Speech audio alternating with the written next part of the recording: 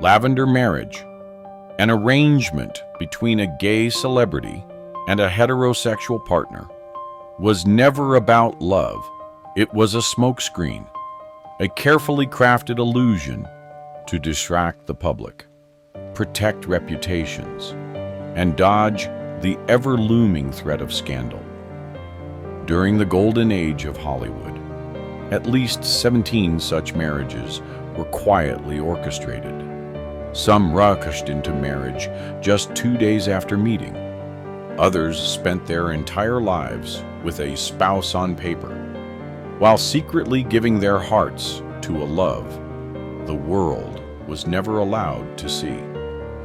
And some relationships were so tangled, they defy belief, like the case where both a mother and her daughter married the same man. So who were they behind the flawless masks? What did they sacrifice to preserve their fame? Let's uncover it all in today's video. 1. Marlon Brando and Movida Castaneda, a marriage to bury a lifetime of hidden love affairs. In June 1960, headlines exploded across America. Marlon Brando marries actress Movida Castaneda in his second wedding. Photos of Brando in a tuxedo, bouquet in hand, made front pages coast to coast, framed as a bold rebuttal to the rapidly spreading rumors about his sexuality behind the curtains of Hollywood. But behind the flashbulbs was a far colder, calculated story, one crafted step by step. It all began when Brando found himself entangled in a whirlwind of whispers about secret affairs with Montgomery Clift, James Dean, and his closest lifelong friend, comedian Wally Cox. A damning exposé from Confidential magazine was reportedly in the pipeline, and Paramount intervened immediately. Their condition was blunt: get married, or lose every active contract. The wedding was lavish, staged, and swarmed with press. Brando and Movida's marriage photo blanketed newsstands from New York to San Francisco. Movida Castaneda was handpicked because she was the perfect candidate. A former screen siren, scandal-free, intensely private, and someone who understood how Hollywood's shadow system worked. But just weeks later, Brando was spotted stumbling out of a small hotel in New York, arm in arm, clearly intoxicated, with none other than Wally Cox, the television comic and his childhood friend. They looked less like friends and more like lovers. And Wally wasn't the only one. Over the years, the press would quietly dig up whispers of Brando's intimate ties to fashion designer Jacques Azaguri, an anonymous French photographer, and even a background actor who played a soldier in Mutiny on the Bounty, the very film that introduced him to Movida. According to a private assistant, Brando and Movida never lived in the same house. They never shared a bedroom. Throughout their marriage, they made only one public appearance together, also their last. One publicist who worked for the studio at the time later admitted, "There was no love. That was the most carefully directed photo shoot of the year. And if Brando smiled that brightly, it's because he knew he just saved himself a 3-film mega deal." The marriage ended 2 years later. No lawsuits, no statements. But Brando? He never really left Wally Cox. The two continued living together, on and off. And when Brando died, he requested that their ashes be scattered side by side, something never mentioned in any obituary. Up next, 2. Paul Newman and Joanne Woodward, the secret letters that whispered forbidden desires. In 1958, post-war Hollywood witnessed one of its most celebrated unions. Paul Newman, the epitome of suave masculinity, married Joanne Woodward, an Oscar-winning actress lauded for both her intellect and discretion. They were the dream couple, strikingly beautiful, scandal-free, and inseparable on every red carpet. But there was one truth the press never dared touch at the time. Paul Newman had long been the subject of quiet rumors within the theater world. Rumors that whispered of a deeper connection with screenwriter Stuart Stern, the man behind Rebel Without a Cause, and Newman's long-standing confidant and collaborator. As Newman's star soared, he and Stern became nearly inseparable.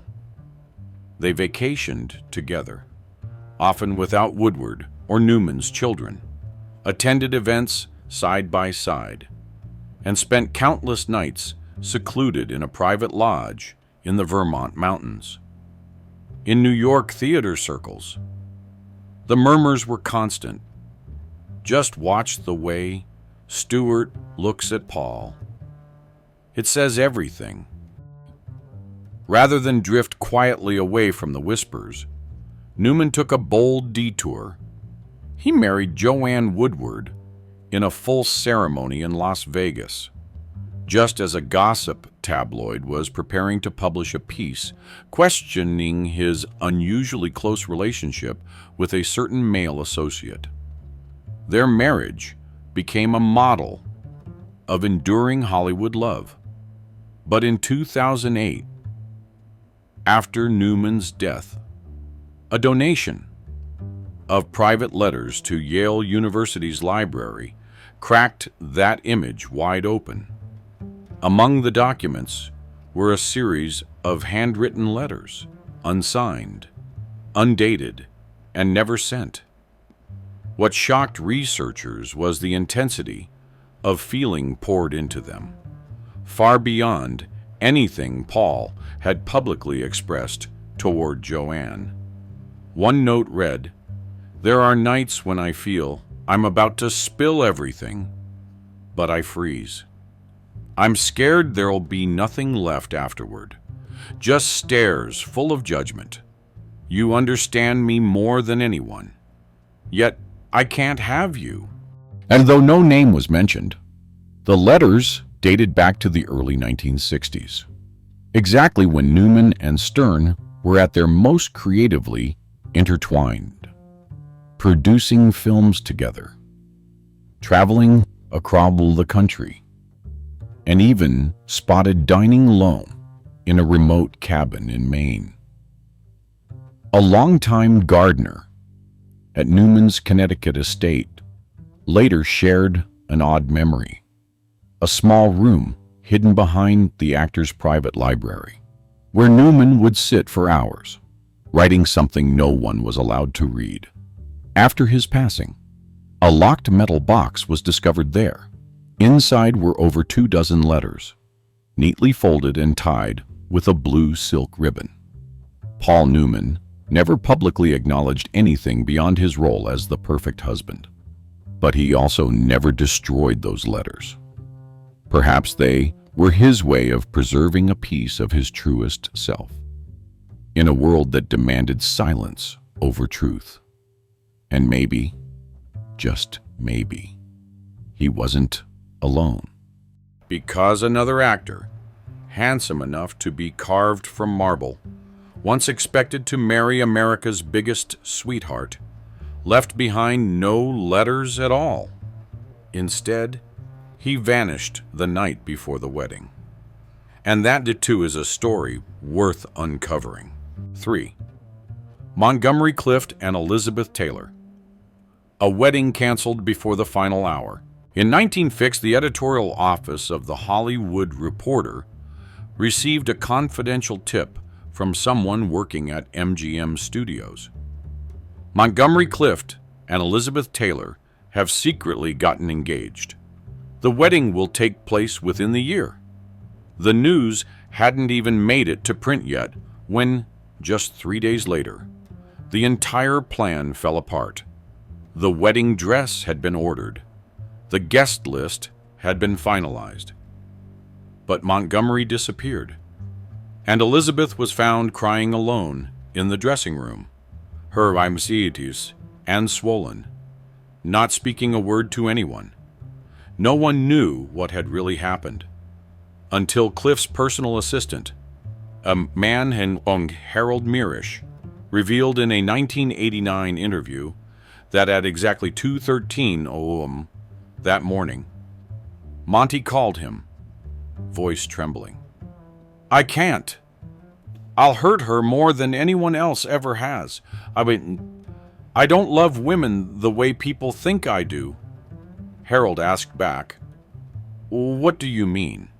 Monty sighed. "I love someone else, a man. And I won't let Elizabeth live in a cage just to shield me from the public." The name was never mentioned, but backstage, everyone knew Clift had a long-standing relationship with fashion designer Oliver Smith, who often showed up on set under the title close friend. People in the industry called them the silent couple. Elizabeth knew. She knew everything from the start. But she had hoped that one day he would overcome his inner doubts and love her the way a man loves a woman. A hope that was misplaced. A producer who worked with both of them recalled that the morning after Clift vanished, Elizabeth came to the set, looked straight into the camera, and said to the director, "Let's shoot, even though my heart has nothing left to give." She never mentioned the wedding again, not once. Montgomery Clift then spiraled into a cycle of depression, alcohol, and sleeping pills. After his car accident in 1956, his face was disfigured. The police report noted there were no brake marks. Many suspected he had deliberately crashed into the power pole. Elizabeth was the only one who came to the hospital, held his hand. She stayed the night, not as a woman abandoned before marriage, but as the final witness to a love that never had the chance to take shape. And what sent chills down everyone's spine was this. When Clift passed away in 1966, the only photo found in his bedside drawer from his prime years was of Elizabeth, dressed in a white wedding gown, smiling brightly in a test shoot for the wedding that never happened.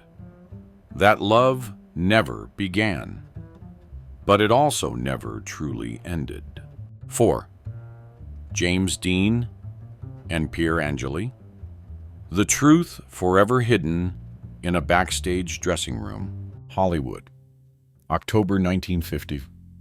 All of America was following every step of the couple, considered the ultimate symbol of youth. James Dean, the young man with a defiant face and eyes that seemed to hold a silent storm, and Pier Angelie, the Italian actress, gentle, fragile, and with a classic beauty that made every American mother nod with approval. They held their wedding ceremony at St. Timothy's Church, witnessed by nearly 300 guests, dozens of photographers jostling at the gate, and at least 4 major newspapers printing their wedding photo on the front page the next morning. On paper, it was a dream wedding, but inside, everything felt as cold as an emergency contract staged by invisible hands. James Dean, at the time, was entangled in a series of uncontrollable rumors. From leaked photos of him with fellow actor Paul Newman, to private parties insiders describe only as discreet, unusual, and not meant for the press. A young reporter once tried to publish those photos, but was immediately summoned to the newsroom and told to burn every draft if you still want a career in Hollywood. Warner Brothers, the studio that owned Dean's image, could not afford to let the rebel's career collapse over whispers. They summoned him to a closed-door meeting. On the table was a new contract addendum worth $3 million, accompanied by a morality clause. If Dean did not take action to dispel the suspicions, he would be suspended indefinitely, and the entire promotional campaign for Rebel Without a Cause would be shut down immediately. The studio quickly found a solution. A suitable actress, beautiful, clean public image, and particularly eager to reclaim the spotlight after a string of underwhelming projects. Pier Angelie. She was the perfect choice for a role. Off-screen. They met for the first time at a coincidental party arranged by Warner Brothers, where everything, from the lighting to the background music, was staged so that photographers could capture just enough intimacy. Then came the photo ops, strolling downtown, watching movies together, sipping coffee in Beverly Hills. The love story began to spread across the press. And when Variety wrote James Dean to wed Italy's Golden Girl, the machine was set in motion. The wedding was rushed, grand, and carried out with all the traditional rites. Pier wore a lace gown imported from France. James donned a tuxedo tailored precisely to his frame. The media hailed it as the most perfect wedding of the year. But perhaps only the cameraman filming the ceremony noticed. They never locked eyes for more than 3 seconds. And the kiss after the vows, that drove tabloids wild, was directed to be taken 3 times. There was no honeymoon, no vacation. No media outlet was allowed to follow them after the ceremony. Just 2 days later, James Dean was back on the set of Giant, as if the wedding had never happened. A colleague recalled, he was silent the whole time. At one point, I saw James writing something on the inside cover of the script, then crumpling it up. He was always mysterious, but that day, he couldn't hide his sadness. Pier remained completely silent. For the rest of her life, she only mentioned the wedding once, during an off-the-record chat with a close friend, who later recounted, Pier said she didn't love James, and James didn't love her either. But both of them needed to protect something bigger than themselves, and they agreed to step into that performance together. On September 30th, 1950, just 6 days after the wedding, James Dean drove his silver Porsche 550 Spider out of Los Angeles towards Salinas to participate in a race. On the way, he crashed and died at age 24. His death shook the entire nation. Millions mourned little Jimmy, like a fallen icon in Hollywood's golden age. But few knew that in the glove compartment of the car, police found a folded wedding photo with a handwritten note in blue ink on the back that read, "Thank you for helping me hold this role until the very end." 5. Anthony Perkins and Barry Baronson. A marriage to cover up. The love affair with Rock Hudson. Anthony Perkins, the iconic face of American cinema, known for his role as Norman Bates in Psycho, always puzzled people, not because of his performance, but because his private life off-screen seemed like an entirely different movie, quiet, strained, and filled with shadows. People once believed Perkins was a special case. No scandals, no affairs with starlets, living discreetly in a Hollywood, drowning in parties and tabloid chaos.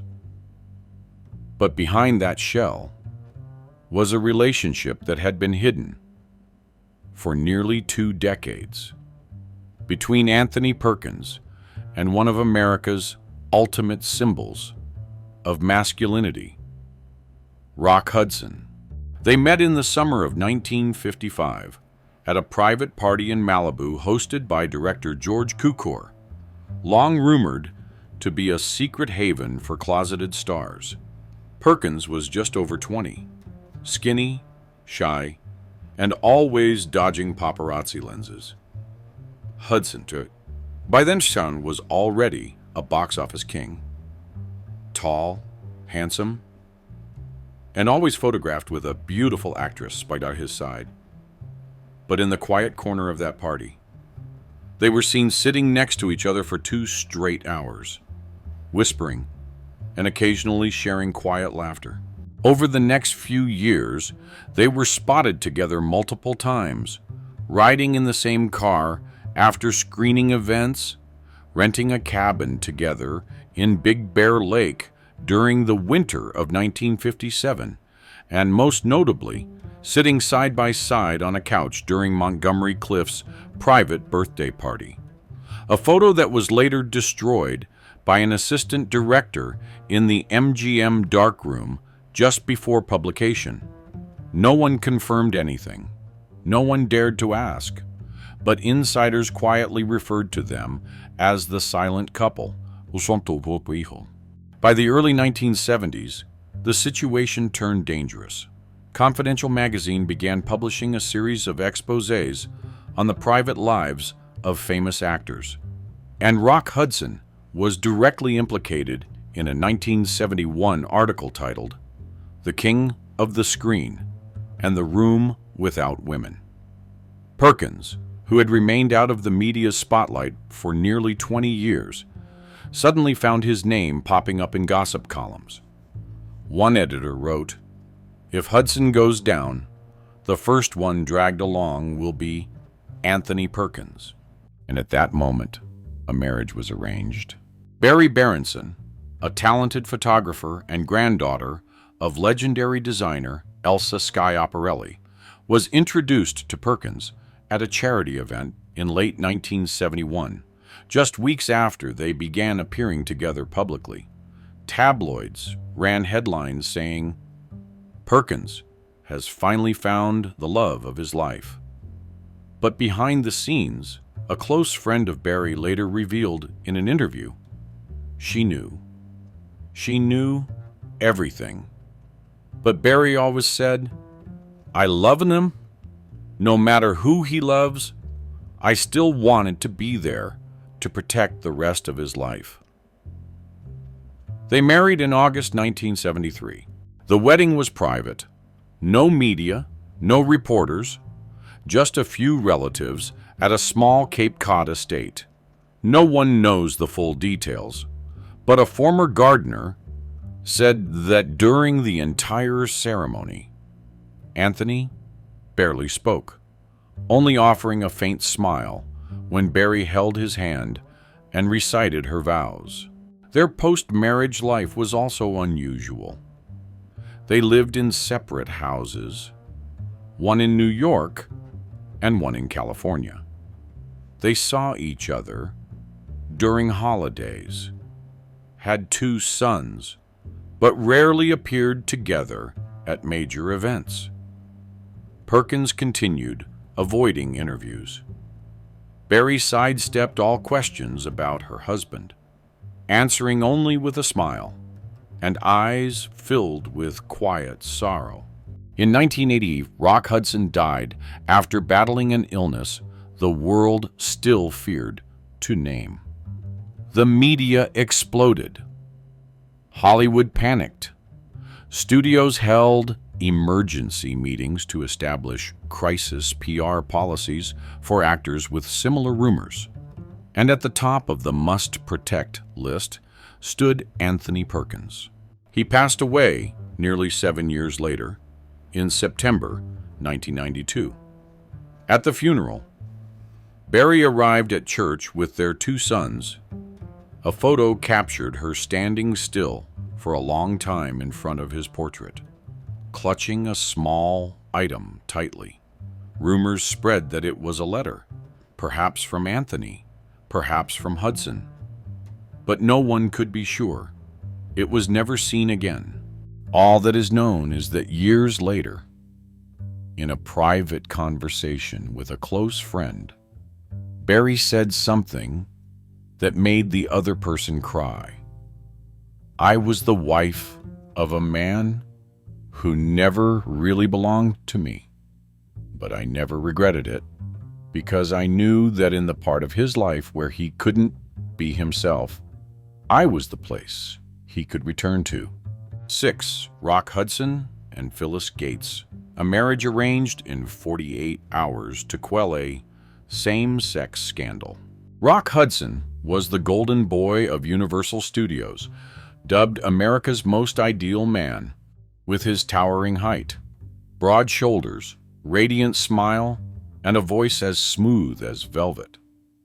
Millions of women were glued to the screen every time he appeared. From Magnificent Obsession to All That Heaven Allows, he was the very image of masculinity. But just as he stood at the pinnacle of fame, Hudson's entire career nearly crumbled because of one name, typed in the draft of a confidential magazine article. In the fall of 1954, senior editor Howard Rushmore of Confidential, the tabloid notorious for digging up secrets of the elite, received a bundle of documents from a former gardener who had worked at Hudson's Beverly Hills estate. It included handwritten letters, phone call notes, and a blurry photo of 2 men embracing in the dim light of a party hosted by director George Cukor. Rushmore muttered a sentence that stunned the entire newsroom. "If this is real, we can bring down all of Hollywood." And to prevent catastrophe, Universal acted within 24 hours. That same evening, Henry Wilson, Hollywood's most powerful agent at the time, and the very man who discovered Hudson in his early years, was summoned to Lua B. Mayor's office. There, an unspoken agreement was drawn up. No defenses, no denials. There was only one way out: crush the scandal with a marriage. And that's when Phyllis Gates entered the picture. She was Wilson's private secretary, smart, discreet, and most importantly, untainted by any scandal. According to journalist Liz Smith, Gates once said, when asked to become a contract wife, "I don't know if this will really protect him from the storm, but if all it takes is a marriage certificate to give him some peace, then I'll sign." 2 days later, on November 9th, 1950, the wedding took place in Santa Barbara. No announcement, no reporters, no celebrity guests. A single Universal photographer was allowed to take exactly 5 pictures, including one of Hudson smiling directly at the camera, as if he had just married the love of his life. But the true director behind this ceremony was none other than Henry Wilson, who sat at the back of the church, never taking his eyes off of his wristwatch. The entire ceremony lasted just 12 minutes. At the same time, Confidential received an anonymous fax from an industry insider, warning that if they continued to target Hudson, Universal would reopen sealed file about Rushmore's past tax evasion when he worked at the New York Daily News.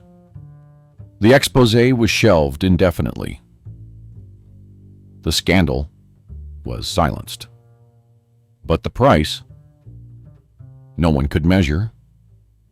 Just 6 months after the wedding, Gates began living alone in a Westwood apartment. Hudson was always away on set and frequently appeared alongside female co-stars to divert attention. A wardrobe assistant on the set of Giant once claimed to have seen Hudson holding hands with George Nader, an actor who had co-starred with Hudson since 1948, right inside the dressing room. Mere minutes before filming a romantic scene with Elizabeth Taylor, the marriage grew so cold that even the press started to question it. Yet Universal clung to the facade. During Christmas 1957, Hudson and Gates were forced to pose for a joyful New Year photo shoot for Photoplay magazine, even though they had not lived together for months. In the photo, Gates wore a white dress, her hand gently placed on Hudson's shoulder, but her eyes looked lost, like someone playing the lead role in a tragedy she herself didn't fully understand. By 1958, Gates filed for divorce. In the paperwork, she cited betrayal of trust and loyalty, but there was no lawsuit, no accusations. Hudson moved to a new house. Gates vanished from showbiz. The play ended in silence.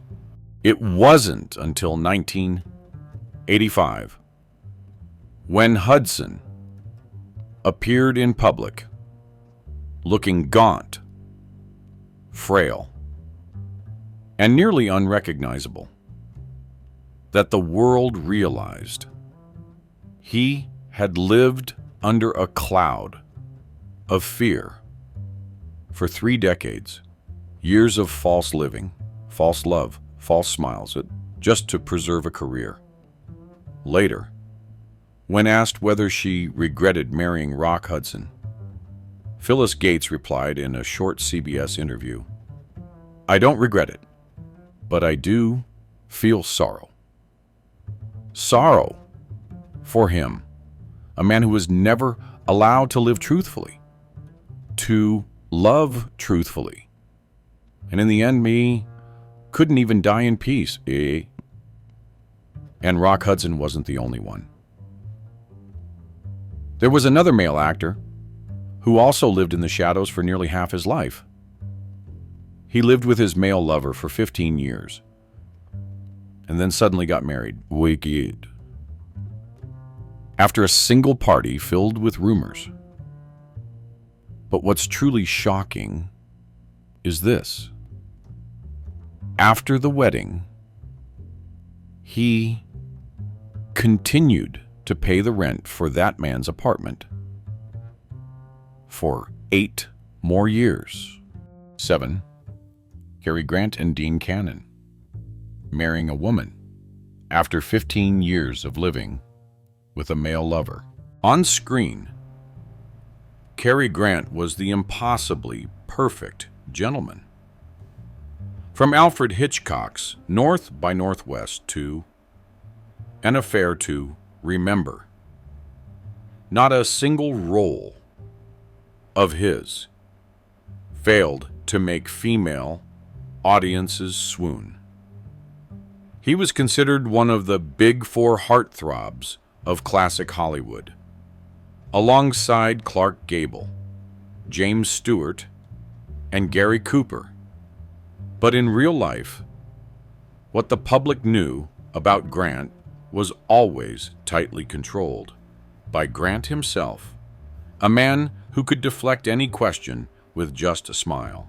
Yet behind the doors of a mansion on Crescent Drive in Beverly Hills, for 15 years, Cary Grant lived with a man, Randolph Scott, his co-star in Hot Saturday, 1932. They were more than just roommates. They vacationed together in Malibu, raised dogs together, and dined with other famous couples like Clark Gable and Carole Lombard. In 1934, Modern Screen magazine ran a photo series titled Hollywood's Most Unusual Roommates, featuring the 2 men hanging laundry in the backyard, cooking together, and reading the Sunday paper side by side in armchairs. A 1935 article in Photoplay coyly stated, "If you want to learn how to maintain a marriage, ask Cary Grant and Randolph Scott. The only thing is, they're not married." And Grant remained silent until 1965. That was when the media began digging into old files, especially after journalist Joe Hyams published a leaked memo from a Warner Brother meeting that listed Grant's name alongside the phrase "sensitive image" address before PR backlash. Around the same time, Universal Pictures worried that if the Grant-Scott story broke, the entire gentlemanly persona they had crafted for him would come crashing down. Just 1 week after Hyams' report, Cary Grant suddenly appeared on the cover of Life magazine, hand in hand with Diane Cannon, a young actress 33 years his junior, who had just gained fame for her role in the rise and fall of Legs Diamond. No one believed it was real. But on July 26, 1965, they held a wedding ceremony at the Beverly Hills Hotel in front of 40 guests, including director Billy Wilder and a famous singer. It was the only wedding in Grant's life for which he personally invited the press to cover. A photographer once said, "I've shot over 200 weddings in Hollywood, but this was the only time I saw a groom smile so much he couldn't even blink." 1 year later, Diane gave birth to their daughter, Jennifer Grant. But marriage wasn't the salvation. Within their first year together, Diane discovered that Carrie was still secretly sending monthly payments to Randolph Scott, who had by then moved to San Diego. The support wasn't large, about $1,100 per month, but it was consistent for nearly 8 years. In a personal diary leaked in 2010, Diane bitterly wrote, "I didn't marry a man. I married a shadow, and that shadow belonged to someone else." The marriage ended in 1968. Diane gained custody of their daughter. Grant never remarried until late in life and never spoke of the past again.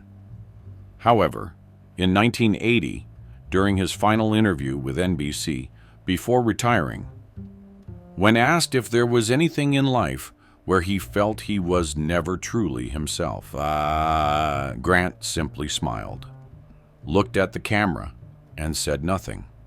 After that uneasy marriage, Diane Cannon nearly withdrew from acting for a time. But the biggest question she never answered publicly was, "Did you know the truth before the wedding?"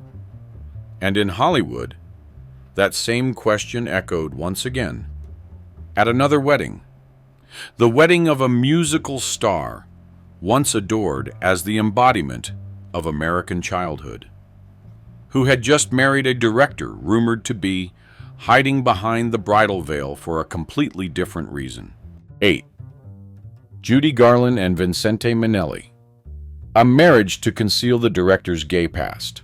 On a summer afternoon in 1944, inside Studio 5 at MGM, as the scent of film reels still lingered in the backstage air, director Vincente Minnelli, a man with dark eyes and an Art Deco aesthetic, as flawless as if he had stepped out of a painting, was seen adjusting the bow tie of Judy Garland. Just a small gesture. Yet it was seized upon by the Hollywood press as the opening shot of one of the most cleverly staged marriages in American cinema history. At that time, Garland was already an A-list star, thanks to The Wizard of Oz, while Minnelli had just made waves with Meet Me in St. Louis in the newspapers. They were MGM's golden couple, But behind the lights, insiders had whispered for years that Vincente Minnelli was once a regular at gay bars in Greenwich Village during his New York days, known by a peculiar nickname still remembered today, Miss V. According to the memoir of screenwriter Charles Walters, who had worked with both of them, Minnelli was once spotted at a private party in Malibu, wearing a red velvet dress, fully made up, and using the alias Vivian.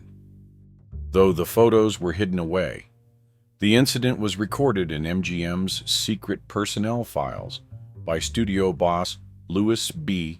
Mayer, files used to control their stars during the Golden Age. When photoplay threatened to bring the story back to light in early 1945, a plan was set in motion. Mayer summoned both Garland and Minnelli to his private office and said just one line: "If you two get married, I'll erase everything from the file. If not, neither of you will have a place here." And so, the wedding took place on June 15, 1940, at Ayer's own home in Brentwood. No reporters, no celebrity guests, just a few agents and managers. A ceremony that lasted exactly 9 minutes. That evening, the couple was placed in a corner suite on the 5th floor of the Chateau Marmont, overlooking Sunset Strip. But according to the hotel manager, Garland slept alone that night. Minnelli returned to the studio because of urgent business with the art director. The marriage lasted nearly 6 years, long enough for Hollywood to believe it was a true love story. They had a daughter together, Liza Minnelli, who would go on to become one of the world's most iconic musical theater stars. But she was also the final thread, tying together two people who were never truly meant to be. In 1951, Garland discovered her husband was still seeing a French costume designer living in West Hollywood, known by the nickname Pier. And after once catching Minnelli stepping out of the Bel Air Hotel with Pier at 3 a.m., man, she screamed at her manager, "I can't keep living like a mask anymore." Blanc. And so she filed for divorce. The marriage ended quietly, but it left a deep mark on Garland's life. She began drinking more, became dependent on sleeping pills, and often referred to the Lavender trap, her phrase for the fake marriages designed to protect one's image. Yet Garland didn't stop there. Perhaps out of hurt, or perhaps out of stubborn hope that love could mend what was broken, she stepped into another marriage. But this time, everything happened so fast it was dizzying, and the collapse came even faster. Because the next man left Garland after just 5 months to pursue another man. 9.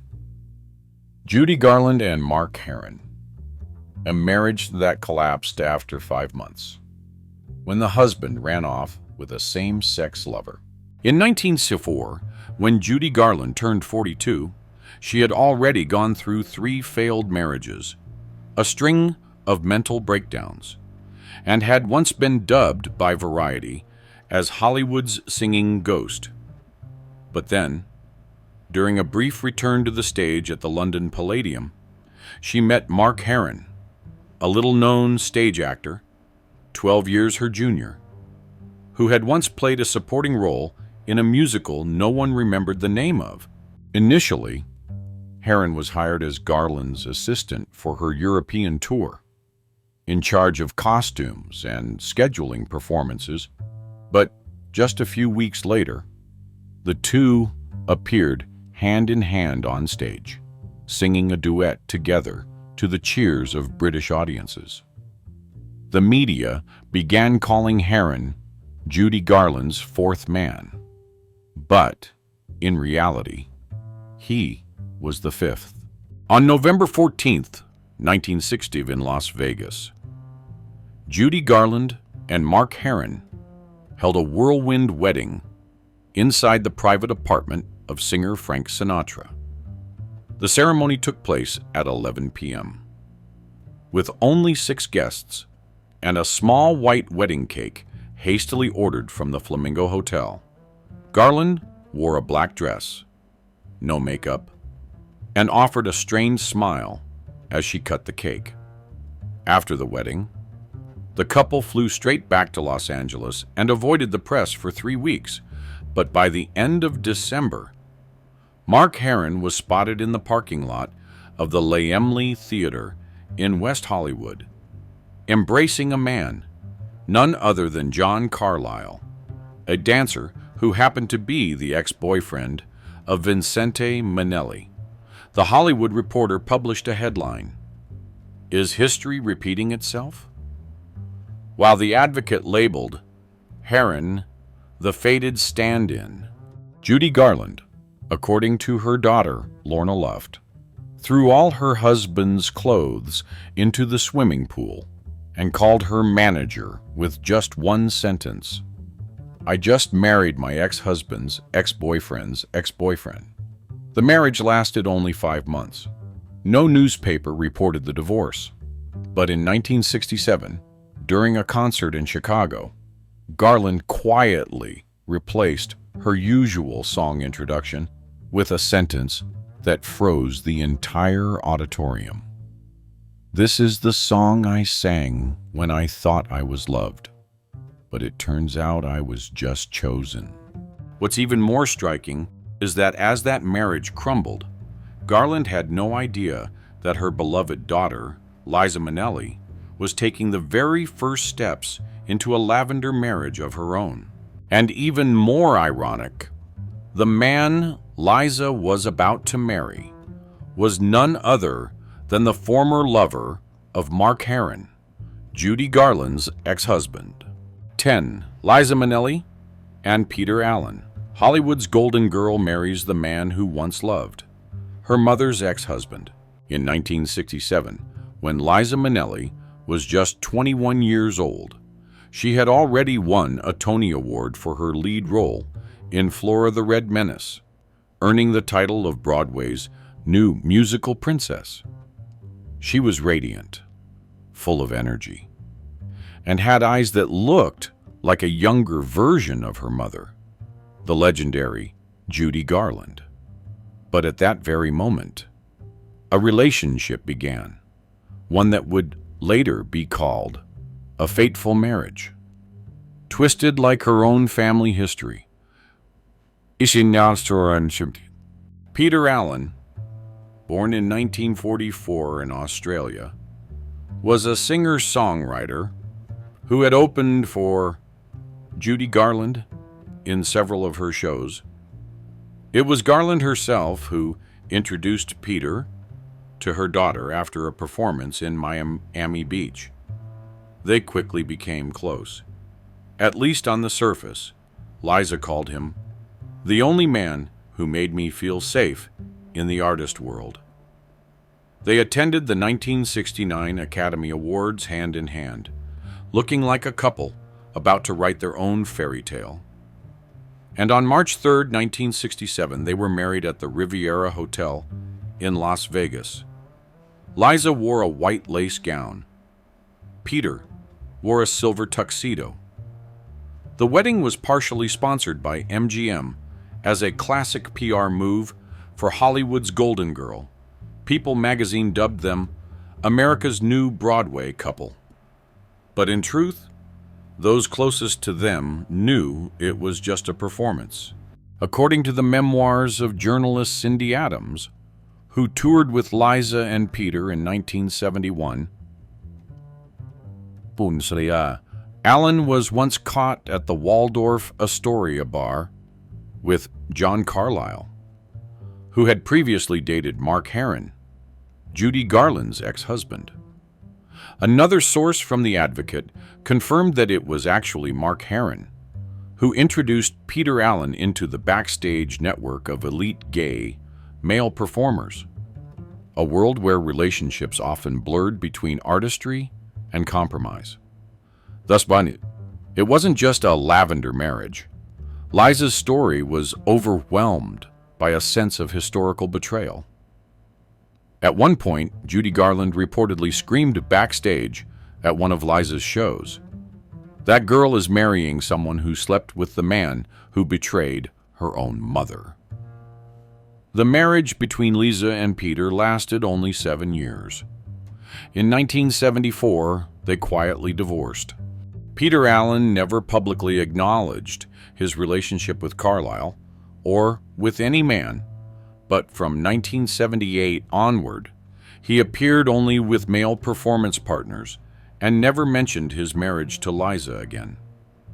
As for Liza Minnelli, she would go on to repeat her mother's pattern of marriages, many weddings, many divorces, and always hurt by men who never truly loved her. Liza's story brings to mind another marriage, one that happened nearly half a century earlier. A man, renowned and sculpted like a Greek god, had just gotten married, only to be found crying alone in the hallway of the honeymoon suite because his bride had locked the door and refused to enter the wedding bed. 11.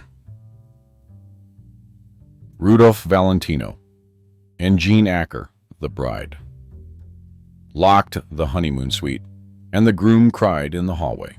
In the early 1920s, Hollywood was still a dusty town of illusions, where an Italian man with deep eyes and a hypnotic tango dance was becoming the first true masculine icon on the silver screen. His name was Rudolph Valentino, and after just 2 films, The Four Horsemen of the Apocalypse and The Sheik, he became the lover of a million dreams, but it was at the very peak of his fame.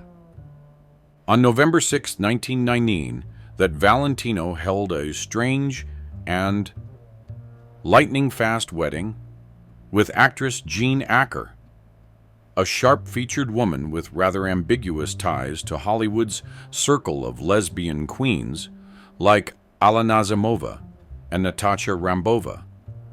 The wedding took place in secret at a Mission Revival church in Los Angeles, with only 3 close friends invited.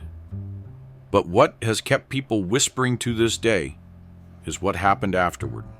On their wedding night, when Valentino brought his new wife to the Alexandria Hotel, where he had reserved the most luxurious suite on the 3rd floor, Jean Aker suddenly snatched the key, quickly stepped into the room, slammed the door, and locked it.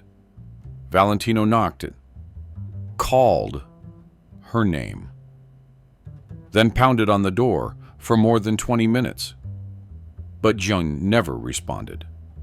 According to hotel staff, Valentino was seen slumped outside the door the entire night, while Jean cried alone inside the room.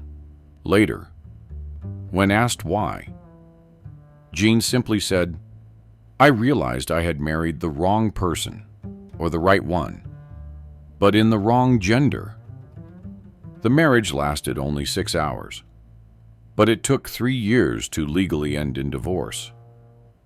During that time, Jean Aker openly lived with actress Grace Darmond, while Valentino was rumored to throw himself into countless nameless affairs to prove he was a real man. But deep down, it is believed that night left a wound in Valentino's heart that never healed. A shame that no amount of lover roles on screen could ever wash away.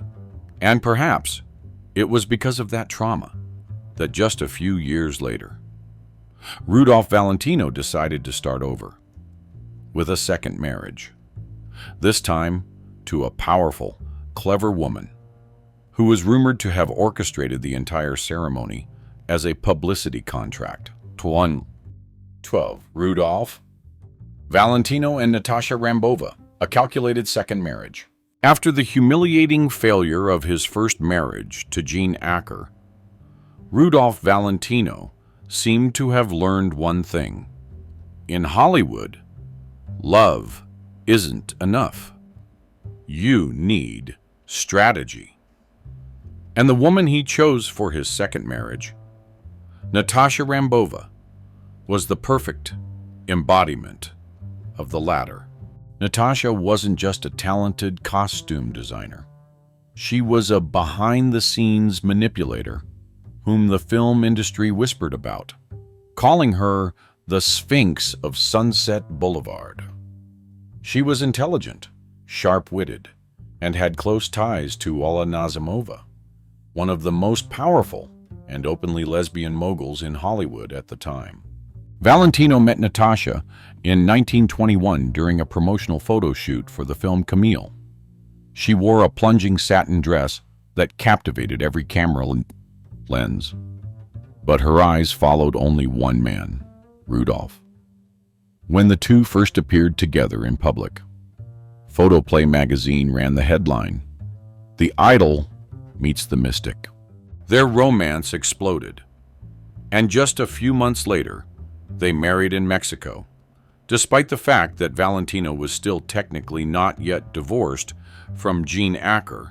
As a result, he was sentenced to 10 days in jail for illegal marriage, while Natasha appeared on the cover of Motion Picture Classic with the caption, "The woman who broke the law to love America's idol." But this was no fairy tale marriage. Natasha controlled everything, from film contracts and costumes to even which fan letters Valentino was allowed to read. At one point, she tore up an advertising deal herself, claiming that Valentino's image had become over-commercialized. The media began to lash out. The Los Angeles Examiner described her as the queen of censorship, while director Rex Ingram publicly declared, "If Valentino doesn't leave her, his career will be dead in 2 years." In 1925, just 3 years after the wedding, they separated. Valentino grew lonelier, but his career reignited. However, only a year later, in August 1926, he suddenly died at the age of 31 from acute peritonitis. At the funeral, Natasha didn't show. Instead, she sent a short letter to the funeral home. "You were the bet I once staked everything on, and then lost in silence." But Valentino wasn't the only star caught in a marriage that wasn't born of love. Because just a decade later, Hollywood would witness a wedding so strange, it didn't even include a kiss. And the wedding night took place in a small room, where the groom's mother's portrait still hung over the bed. 13. Barbara Stanwick and Robert Taylor, a wedding without a kiss and a honeymoon night. At the groom's mother's house.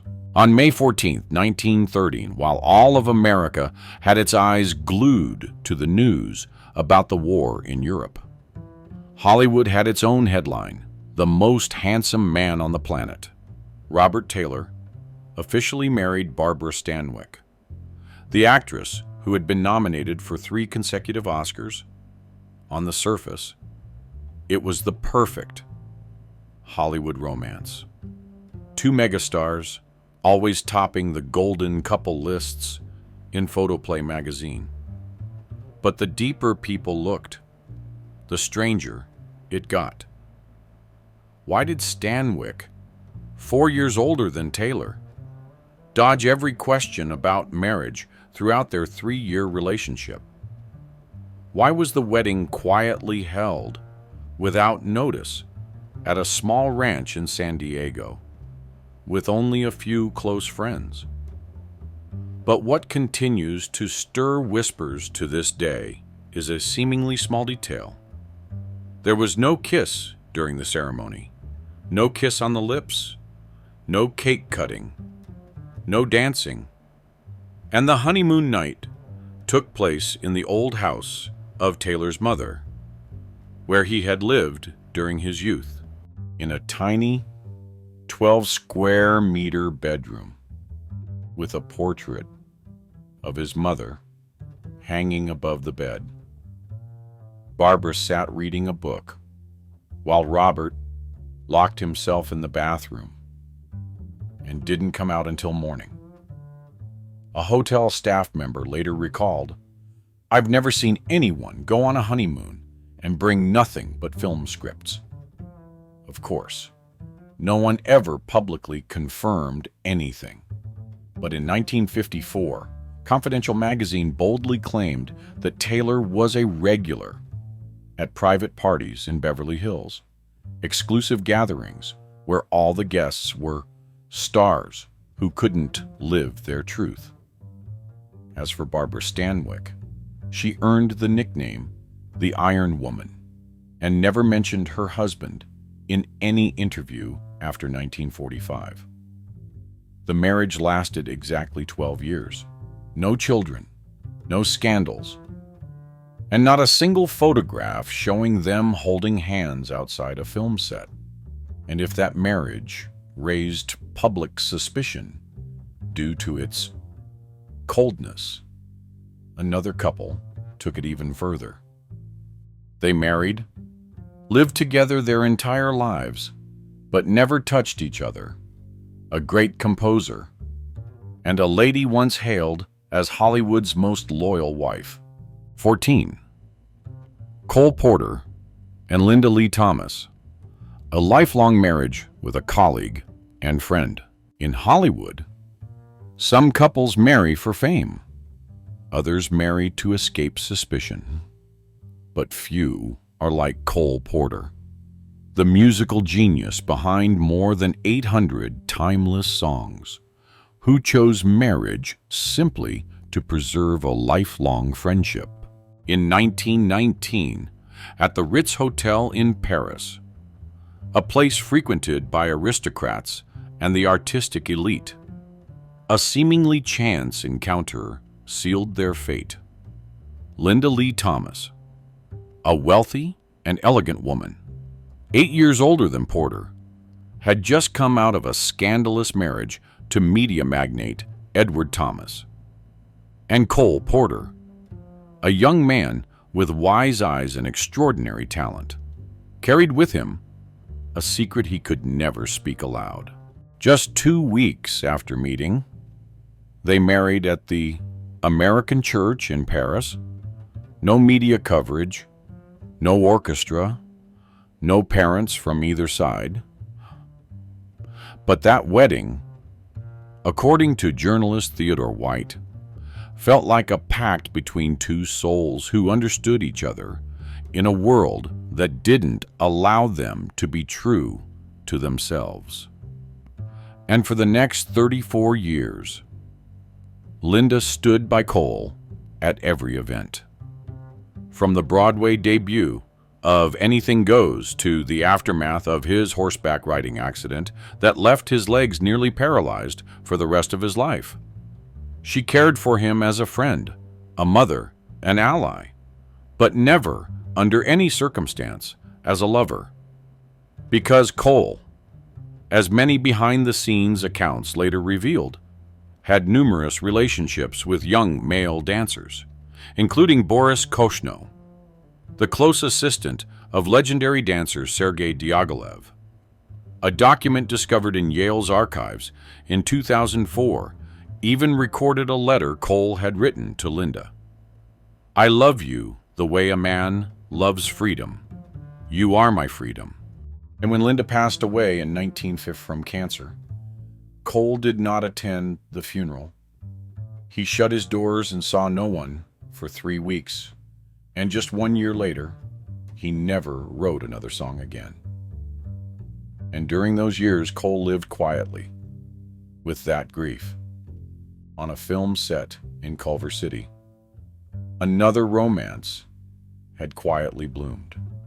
Silent, discreet, but lasting nearly 3 decades. A relationship that never involved marriage, yet was so powerful. It never needed a single piece of paper to make it real. 15. Katharine Hepburn and Spencer Tracy. 26 years without marriage, and one profound bond. In Hollywood, some love stories need no rings and no vows. Katharine Hepburn and Spencer Tracy were one such pair. 2 legendary figures of American cinema, bound together for 6 years without ever signing a marriage certificate, and never once publicly acknowledging their relationship. It all began in 1941 on the set of Woman of the Year. At the time, Katharine was already a major star, while Spencer was a seasoned actor who also happened to be married. But after just one costume fitting, their eyes met, and neither ever looked back. What shocked everyone wasn't just the fact that Spencer already had a wife, but the strange nature of their relationship. For nearly 3 decades, they never lived under the same roof. Katharine never spent the night at Spencer's home, and Spencer, for his part, maintained a legal connection to his wife, Louise Treadwell, a shield that no one dared to question. They appeared together on film sets, at MGM parties, but always kept just enough distance to avoid the cameras. Whenever asked, Katharine would simply smile and say, "I'm a longtime friend. As for love, that's something I keep to myself." But in truth, everyone knew. Hepburn turned down dozens of roles just to stay close to Tracy during his battles with alcoholism and kidney failure. She cared for him during the last 5 years of his life, slept on a folding chair outside his hospital room, and was the one who held his hand as he took his final breath in June 1967. And then, the most heartbreaking detail. Katharine did not attend Spencer's funeral. She said, "I didn't want to make a fuss. His wife was the one who belonged there. As for me, I had already been with him for 26 years. Naaman." If that was like a play, it never needed a curtain call fan. The next story, it's a true tragic comedy, where a Hollywood legend tried to marry for the 8th time to a man no one expected, building for herself one final wall against the spotlight of a prying world. 16. Elizabeth Taylor and Larry Fortensky, the 8th marriage, and her final shield. When Elizabeth Taylor descended the white stone steps of Neverland Ranch on the morning of October 6, 1991, in a custom-made Valentino wedding gown worth $25,000, people could hardly believe what they were witnessing. The Queen of Hollywood was entering her 8th marriage, this time to a construction worker 20 years her junior, Larry Fortensky, who had once worked as a security guard for Behr Paints, had never dreamed he would become Elizabeth Taylor's husband. They met at the Betty Ford Center Rehab Clinic in 1988, one struggling with alcohol and painkillers, the other freshly divorced for the 7th time, exhausted both physically and emotionally. Yet just months later, they began dating, and Hollywood was stunned. The wedding took place at Michael Jackson's estate, attended by more than 160 guests, including Liza Minnelli, Eddie Murphy, and Nancy Reagan. The press was blocked at the gates. Helicopters swirled above the California sky trying to capture that million-dollar photo. But the most striking detail was the prenuptial agreement Taylor had Fortensky sign just 3 days before the wedding. According to the contract, he would receive $1 million if they divorced after 5 years. And in the 5th year, they split. Throughout the entire marriage, Fortensky never walked the red carpet. He never appeared at any film event. Taylor once said, "I didn't marry him for fame. I married him because I needed someone who didn't care who I was. I needed a wall." After the divorce, Elizabeth said Larry was the kindest man she had ever married. But everyone understood. That 8th wedding was the final shield of a woman who had grown weary of the spotlight, tired of being scrutinized, judged, and used. And if Taylor married to build a wall, then the next man in our story got married to walk straight into prison. A literary genius, a man defiant against the world, and a husband whose very existence forced his wife to leave their homeland in silent shame. 17. Oscar Wilde and Constance Mary Lloyd. The marriage that sent a genius to prison and drove his wife into exile. Among the most controversial marriages in history, the final one in today's video, between Oscar Wilde and Constance Mary Lloyd, is one of the most tragic of all time. It didn't take place in Hollywood, but in Old England, yet it left a deep scar in both literary and human rights history, becoming a painful example of the price of truth. On a May afternoon in 1884 at St. James's Church in London, Oscar Wilde, already a sensational name in British literary circles, married Constance Mary Lloyd, a well-educated middle-class lady known for her involvement in early feminist movements. The press hailed it as a civilized and model marriage, and friends said they looked as if they'd stepped out of a Shakespearean play. But that was only the surface. Even on their wedding night, there were signs that left Constance deeply confused.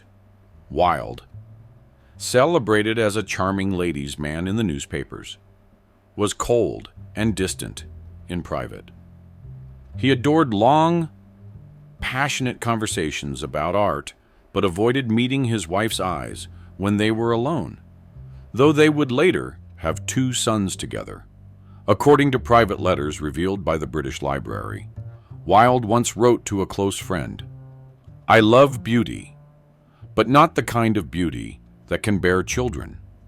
I love the soul more than the body, and my body does not desire Constance."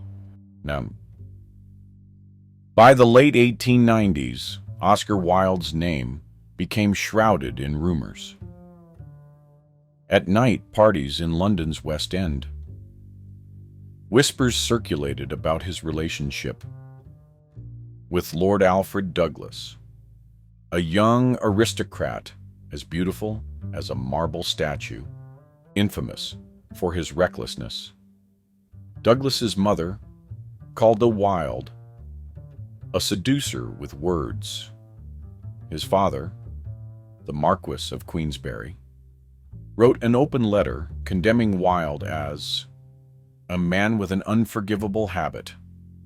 In February 1895, Wilde was charged with acts of gross indecency. The press, at the time, didn't dare spell it out, but everyone knew what it meant. During the 3-week trial, Constance never appeared. She took their 2 sons and fled England, changed her name, and lived in exile in Switzerland. In 1898, she died alone, under a different surname, never uttering another word about her husband from the day he was convicted. As for Oscar Wilde, after 2 years of hard labor at Reading Jail, he wrote De Profundis, a 50,000-word letter addressed to Alfred Douglas. He made no mention of Constance, no apology, no explanation. He simply admitted, in silence, every tragedy begins with a glass of wine, a smile, and a wedding. Teen weddings, teen stories, with one thing in common. Every single one was created to hide something that the times simply wouldn't allow to be spoken aloud. Because in old Hollywood, even a single admission of being gay could destroy your career overnight. You'd lose your contracts, your fame, and sometimes even your right to live as your true self. So they chose marriage, not out of love, but out of survival. Not because they trusted, but because they had to protect the spotlight they had sacrificed their youth to achieve. If they had lived in a time that allowed them to be who they truly were, how many of these weddings would have been for real love? And what about you? After hearing all 17 names, who surprised you the most? Was there a face you once believed in, a love story you thought was real, that turned out to be just a cover? Share your thoughts in the comments below. And if you think this video deserves to be shared, don't forget to hit subscribe and turn on the notification bell so you won't miss the next secret we uncover.